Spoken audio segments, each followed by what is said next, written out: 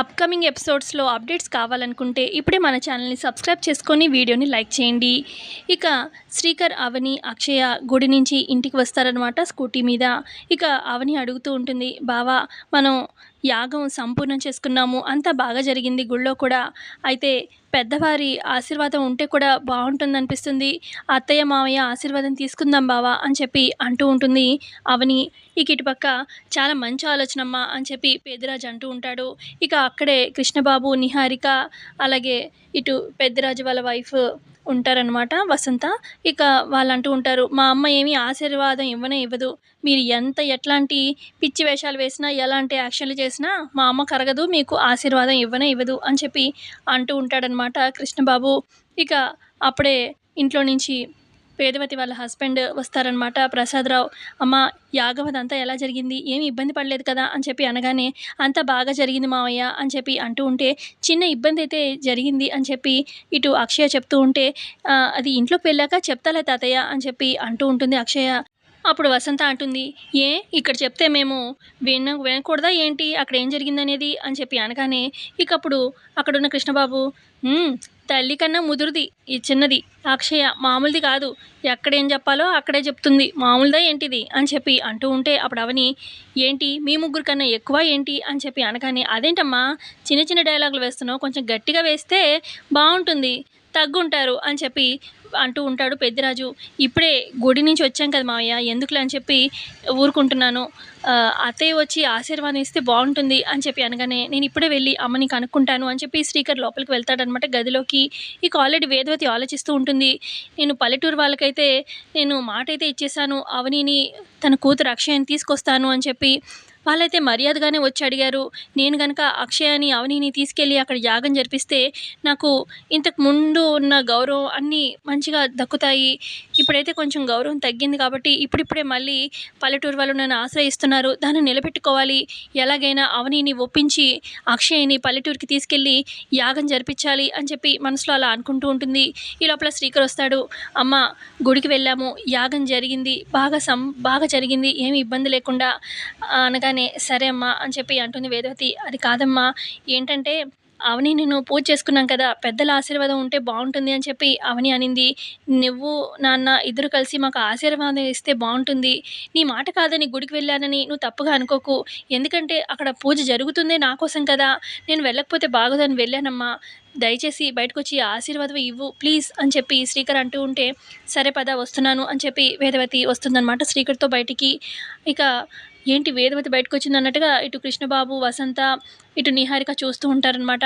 అమ్మ ఆశీర్వాదం ఇవ్వడానికి ఒప్పుకుంది అని చెప్పి అనగానే, శ్రీకర్ అలా అనగానే, అదేంటమ్మా వీడు ఏం చెప్పాడు, వాడు నిన్నేమైనా మెస్మరైజ్ చేశాడా ఏంటి, అలా ఎలాగా, నువ్వు ఆశీర్వాదం ఇవ్వాల్సింది వీడొక్కడికి కాదమ్మా, ఇదిగో ఈ అవనికి, అక్షయకి, వీళ్ళకి కూడా అమ్మ అనగానే, తెలిసే వచ్చాను అని చెప్పి అంటుందన్నమాట వేదవతి.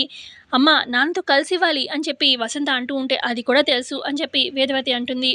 ఆ తర్వాత ఇక వేదవతి అంటుంది, చూడు నాన్న శ్రీకర్, పెద్దవాళ్ళు ఏదైనా కోరిక కోరుకుంటే పిల్లలు తీర్చాలి, పిల్లలు ఏదైనా అడిగితే పెద్దవాళ్ళు తీర్చాలి. ఇప్పుడు నువ్వు అడిగావు, నేను ఒప్పుకున్నాను, అందులో చిన్న కోరికే కాబట్టి అవని పెద్ద కోరికేం కాదు, ఆశీర్వాదమే అడిగింది, అందులో తను గుడికి వెళ్ళి యాగం జరిపించింది నా కొడుకు కోసం, అందుకే తను అడిగిన ఈ చిన్న కోరిక ఆశీర్వాదమే కదా అని చెప్పి నా భర్తతో కలిసి ఆశీర్వాదం ఇవ్వడానికి ఒప్పుకున్నాను. రేపన్నాడు నాకేదైనా అవసరం అయ్యి నేను అడిగితే నా కోరిక తీర్చాలి నాన్న నువ్వు అని చెప్పి వేదవతి అంటే, అయ్యో పిల్లలు ఖచ్చితంగా తల్లిదండ్రులు ఏం అడిగినా కూడా తీర్చాలి, నువ్వు రేపు ఫ్యూచర్లో ఏం అడిగినా నేను తీరుస్తానమ్మా అని చెప్పి శ్రీకర్ మాటిస్తాడనమాట. సరే రండి ఆశీర్వాదం ఇద్దాం పిల్లలకి అని చెప్పి వేదవతి అన్నంతో ఇక ఇద్దరు కలిసి ఆశీర్వాదం ఇస్తారనమాట అవని శ్రీకర్లకి. ఆహా ఈరోజు యాగం సంపూర్ణం చాలా బాగా జరిగింది, నీకు పెద్దవాళ్ళ ఆశీర్వాదం దొరికింది, నీకు మంచి రోజులు స్టార్ట్ అయ్యాయమ్మా అవని అని చెప్పి పెద్దరాజు అంటూ ఉంటాడు. ఆ తర్వాత పెద్దరాజు, అమ్మ అక్షయ నువ్వు కూడా వెళ్ళి ఆశీర్వాదం తీసుకో మీ నాన్నమ్మతో అనగానే, అలాగే మావయ్య అని చెప్పి, నానమ్మ నాకు ఆశీర్వాదం ఇవ్వండి అని చెప్పి అక్షయ కూడా ఆశీర్వాదం తీసుకుంటుందన్నమాట. ఇక మంచిగా బ్లెస్ చేస్తుంది వేదవతి.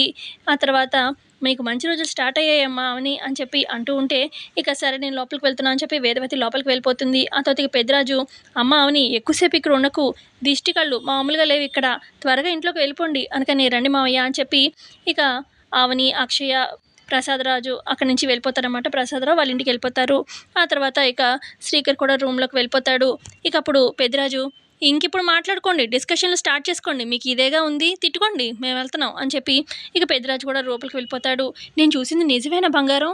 అసలు అమ్మేంటి అవని, అక్షయల్ని ఏమి అనకుండా ఆశీర్వాదం ఇచ్చింది. నాకేమీ అర్థం కావట్లేదు. పొద్దున చూస్తే ఆ పల్లెటూరు వాళ్ళకి కూడా అక్షయని తీసుకొస్తానని మాటిచ్చింది" అని చెప్పి అనగానే, అమ్మ ఎప్పుడు ఎటువైపు ఉంటుందో అర్థమే కావట్లేదు అని వసంత అంటూ ఉంటుంది. ఇక వీళ్ళు ముగ్గురు అలా మాట్లాడుకుంటూ ఉంటారు. ఇక రూమ్‌లోకి వేదవతి ఎళ్లి, "నేను ఎందుకు అవని, అక్షయలకి ఆశీర్వాదం ఇచ్చాననేది మీకు తర్వాత తెలుస్తుంది. నేను పల్లెటూరులో ఏం చేయబోతున్నాననేది ఎవరికీ తెలీదు. నేను అక్కడ దుష్ట శక్తులు ఉన్నాయని పల్లెటూరులో చెప్పారు కదా! ఆ దుష్ట శక్తులకి ఈ అక్షయని ఇచ్చేస్తే అక్కడ అంటకట్టేసి దీన్నక్కడ వదిలించుకుంటే పీడ వదిలిపోతుంది" అని చెప్పి అలా మనసులో అనుకుంటూ ఉంటుంది. మరోపక్క శ్రీకర్ తన రూమ్‌లోకి వెళ్లి చూడగానే, అయ్యో! ఇదేంటి నా ఫోన్ ఇక్కడే మర్చిపోయానా అని చెప్పి ఫోన్స్ ఏమైనా వచ్చాయేమో, హాస్పిటల్ వాళ్ళు ఫోన్ చేశారేమో అని చెప్పి ఫోన్ చెక్ చేసుకోగానే దాదాపు 10 మిస్డ్ కాల్స్ ఉంటాయి. అయ్యయ్యో! రిపోర్ట్ వచ్చిందేమో అని చెప్పి గబగబా డాక్టర్‌కి ఫోన్ చేస్తాడు. "ఏంటి శ్రీకర్ గారు ఎక్కడుండిపోయారు?" అనగానే, "కాదు సార్, అది గుడికి వెళ్ళాను. యాగంలో ఉండేసరికి ఫోన్ మర్చిపోయాను తీసుకెళ్ళడం. రిపోర్ట్ వచ్చిందా సార్?" అనగానే, "దానికోసమే ఫోన్ చేశాను" అని చెప్పి డాక్టర్ అంటారు. "ఇప్పుడే హాస్పిటల్‌కి బయలుదేరి వస్తాను" అనగానే, "అవసరం లేదండి. పీడీఎఫ్ ఇప్పుడే మీ వాట్సాప్‌కి సెండ్ చేస్తాను" అని చెప్పి డాక్టర్ సెండ్ చేస్తారు. ఇక పీడీఎఫ్ చూసుకుంటాడనమాట శ్రీకర్. ఇక ఒక్కసారిగా షాక్ అవుతాడు. అంటే ఈ డీఎన్ఏ రిపోర్ట్ ప్రకారం అక్షయ నా కూతురే, నా బిడ్డే అనమాట. నాకు పిల్లలు కలుగుతారనమాట. అక్షయ నా కూతురే. ఇన్ని రోజులు ఎంత బాధ పెట్టాను అని చెప్పి మనసులో అలా అనుకుని, డాక్టర్ ఈ రిపోర్ట్ కరెక్టే కదా అనగానే, ఇది చాలా మేజర్, చాలా పెద్ద ల్యాబ్ నుంచి నేను టెస్ట్ చేయించి తీసుకొచ్చాను. ఈ రిపోర్టే ఒరిజినల్ అండి. మీరు ఎక్కడ చూపించుకున్నా, మీరు ఏ టెస్ట్ ఇది చేయించుకున్నా ఇదే రిజల్ట్ వస్తుంది అని చెప్పి డాక్టర్ చెప్పడంతోని ఇక కన్వింప్ అవుతుందనమాట. ఇన్ని రోజులు ఎంత బాధ పెట్టాను అవనిని, అక్షయని దూరం చేసుకున్నాను. నా బిడ్డని, నా ఫ్యామిలీ లైఫ్ అంతా డిస్టర్బ్ అయిపోయింది. నా పిచ్చి ఆలోచనలతోని అవని చెప్తానే ఉంది. అవని నిప్పు, అది తెలిసి కూడా నేను ఎందుకు ఇలాగ పిచ్చిగా ఆలోచించాను. ఒక్క ఆధారం కోసం నేను నా బిడ్డని, నా పెళ్ళాన్ని దూరం పెట్టాను అని చెప్పి మనసులో చాలా పశ్చాత్తాపం పడుతూ ఉంటాడనమాట శ్రీకర్. మరోపక్క ఇటు అవని, అక్షయ, ప్రసాదరావు వాళ్ళ ఇంట్లోకి వెళ్తారు కదా! ఇక అక్షయ అంటుంది, "ఈరోజు నానమ్మ మనతో మంచిగా ఉన్నారమ్మా. నానమ్మ ఎప్పుడు ఎలా ఉంటుందో అర్థమే కాదు" అనగానే, "ఒక్కొక్కసారి పరిస్థితులు అంతే అమ్మా. మనం మంచి జరుగుతుందనుకుంటే వేరేగా జరగచ్చు. ఒక్కొక్కసారి మనకి కలిసి రావచ్చు. అది చెప్పలేము" అని చెప్పి అంటూ ఉంటే, ఇక మొత్తానికి మనకు చాలా హ్యాపీగా ఉంది నానమ్మ మనతో మంచిగా ఉండేసరికి అని చెప్పి అనుకుంటూ ఉంటారనమాట అవని, అక్షయ.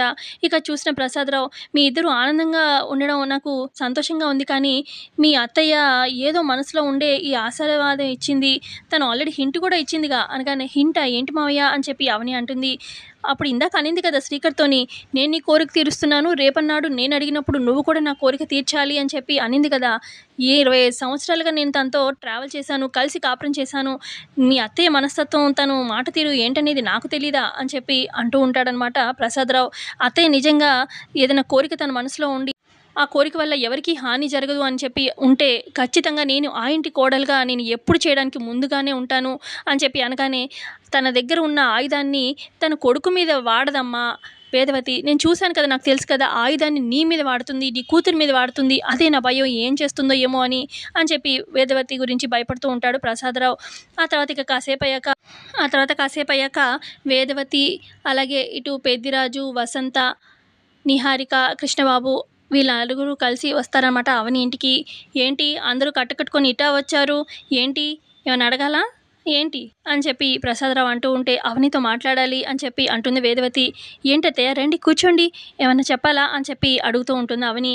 "అది నిన్న పల్లెటూరు వాళ్ళు మా ఇంటికి వచ్చారు.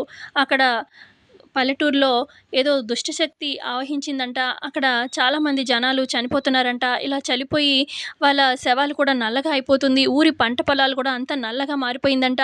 అయితే అక్కడ ఊరి పంతులు గారు చెప్పిన సొల్యూషన్ ఏంటంటే, నేను మన అక్షయని తీసుకెళ్ళాలి, ఊరికి తీసుకెళ్ళి అక్షయ్‌తో యాగం జరిపించాలి అని చెప్పి చెప్పారు. నువ్వు గనుక ఒప్పుకుంటే అక్షయ్‌ని నేను పల్లెటూరికి తీసుకెళ్ళి యాగం జరిపిస్తాను అని చెప్పి వేదవతి అడుగుతూ ఉంటే, అంగీకారణ దొరకదు అని చెప్పి అవని అంటుంది. "అదేంటమ్మా, నీ కూతుర్ని ఎందుకు పంపించవు? నేను మంచికే కదా అడుగుతున్నాను. పల్లెటూరు వాళ్ళు క్షేమం కోసమే కదా అడుగుతున్నాను" అని చెప్పి వేదవతి అంటూ ఉంటే, అక్కడికి శ్రీకర్ వస్తాడు. "నేను అక్షయ్‌ని పంపించడం కుదరదు పల్లెటూరికి" అని చెప్పి శ్రీకర్ అంటాడు. "ఏంట్రా అక్షయ్ నీకేమవుతుందని పెద్ద తాపత్రయపడుతున్నావు? ఎందుకు పంపించనంటున్నావు? ఏంటి అని చెప్పి అంటూ ఉంటాడు కృష్ణబాబు. అయినా నీకు అక్షయ్ ఏమవుతుందనరా? అంత ఇదిగా నేను పంపించను అని చెప్పి ఏదో అధికారం ఉన్నట్లు మాట్లాడుతున్నావు. నేను అడుగుతుంది అవనిని అని చెప్పి అంటూ ఉంటుందన్నమాట వేదవతి. నేను ఎందుకు మాట్లాడుతున్నానంటే అక్షయ నా కూతురు. నా కూతురికి ఏమీ కాకూడదు. నేను ఆ పల్లెటూరికి వెళ్ళడానికి ఒప్పుకోను.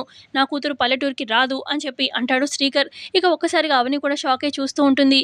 ఏంట్రా తను నా కూతురు అంటున్నావు? ఏ ఆధారంతో చెప్తున్నావు నీ కూతురని? తెలీదా ఏంటి? అది మన రక్తం కాదురా, తెలీదా నీకు అని చెప్పి అంటూ ఉంటుంది వేదవతి. అమ్మ, నువ్వు ఇంకొక్క మాట అవని గురించి, నా కూతురు గురించి తప్పుగా మాట్లాడితే నేను ఊరుకోను. ఆధారం ఉంది. DNA రిపోర్ట్ వచ్చింది. DNA రిపోర్ట్లో తేలిపోయింది అక్షయ నా కూతురే అని చెప్పి అంటాడు. ఏంట్రా నువ్వు మాట్లాడేది అని చెప్పి అంటూ ఉంటుంది వేదవతి. కావాలంటే చూడు DNA రిపోర్ట్ అని చెప్పి ఇక తన ఫోన్లో ఉన్న DNA రిపోర్ట్ PDF ఉంటుంది కదా, అది ఇంట్లో ఫ్యామిలీ మెంబర్స్ అందరికీ చూపిస్తాడు. ఇక ఒక్కసారిగా అవని షాక్ అయిపోతుంది. ఇక వేదవతి కూడా ఇదేంటి, నేను చాలా తప్పుగా అనుకున్నాను. అంటే ఈ బిడ్డ నా రక్తం, నా జాతకంతో పుట్టింది. అంటే అక్షయ మన ఇంటి బిడ్డే అని చెప్పి అనుకుంటూ ఉంటుందన్నమాట వేదవతి. చూసావు కదమ్మా, ఇప్పటికైనా తేలిపోయింది కదా. నేను కూడా ఆధారం అనుకుంటూ ఇన్ని రోజులు నా కూతురు, నా భార్యని దూరం పెట్టాను. ఇప్పటికైనా తెలుసుకోండి మీరు కూడా. అవని నన్ను క్షమించవని అని చెప్పి అవని కాళ్ళ మీద పడి అవనిని హక్ చేసుకుంటాడు. ఇప్పటికైనా నా గురించి తెలుసుకున్నావు బావ, చాలా సంతోషం అని చెప్పి అనగానే ఇక ఇటు అక్షయ్ని పట్టుకొని హక్ చేసుకొని ఎత్తుకుంటాడనమాట. నన్ను క్షమించమ్మా అని చెప్పి అక్షయ్ని కూడా అనగానే, అయ్యో నాన్న, మీరు నన్ను క్షమాపణ అడగడం ఏంటి? ఇప్పటికైనా తెలుసుకున్నారు. మీరు అమ్మ ఇద్దరు కలిసి ఉంటే నాకు చూడాలని ఉంది, మీతో కలిసి ఉండాలని ఉంది, అంతే నా కోరిక అని చెప్పి అనగానే, దాందే ఉందమ్మా, నిన్ను అమ్మని మన ఇంటికి తీసుకెళ్తాను, మనందరం ఎంచక్కా కలిసి ఉండొచ్చు. అమ్మ, అవనిని అక్షయ్ని మన ఇంటికి తీసుకొస్తాను అని చెప్పి అంటూ ఉంటే వేదవతి ఏం మాట్లాడదు. ఇక అప్పుడు శ్రీకర్ అంటాడు, చూడమ్మా, నేను కనుక మన ఇంట్లో ఉండాలి అని నువ్వు అనుకుంటే నాతో పాటు అక్షయ అవని ఇద్దరు ఉంటారు. లేదు, కాదు, కూడదు, తను నా రక్తం కాదు, ఇంటి బిడ్డ కాదు అని ఇప్పటికీ నువ్వు అదే మాట మీద అలాగే ఉన్నావంటే నేను ఆ ఇండ్లు వదిలేసి ఇదిగో ఈ ఇంటికి వచ్చేస్తాను. నేను అవనితో, నా కూతురుతో ఇక్కడే ఉంటాను. ఆల్రెడీ నాన్న కూడా ఇక్కడే ఉంటున్నాడు కదా, మేము నలుగురం ఇక్కడే ఉంటాము, మీరు అక్కడే ఉండండి, సరిపోతుంది అని చెప్పి అలా అంటూ ఉంటే, అదేంటి శ్రీకర్ అలా అంటావు అని చెప్పి అంటూ ఉంటుంది వేదవతి. ఇక వేదవతి కూడా, సరే నువ్వు లేని ఇల్లు ఎలా ఉంటాంరా, అందరం కలిసే ఉందాము. నువ్వు DNA రిపోర్ట్ కూడా చూపించావు కదా, నీకు లేని అభ్యంతరం ఇంకా మాకే ఉంటుంది. అమ్మ అవని, అక్షయ, మీరు కూడా వచ్చేసేయండి, అందరం కలిసే ఉందాము అని చెప్పి వేదవతి అంటూ ఉంటుంది. మరి వేదవతి నెక్స్ట్ ప్లాన్ ఏంటనేది తెలుసుకుందాము. సో ఇంతే అండి ఎపిసోడ్లో జరిగింది. నచ్చితే లైక్ చేయండి. Thanks for watching.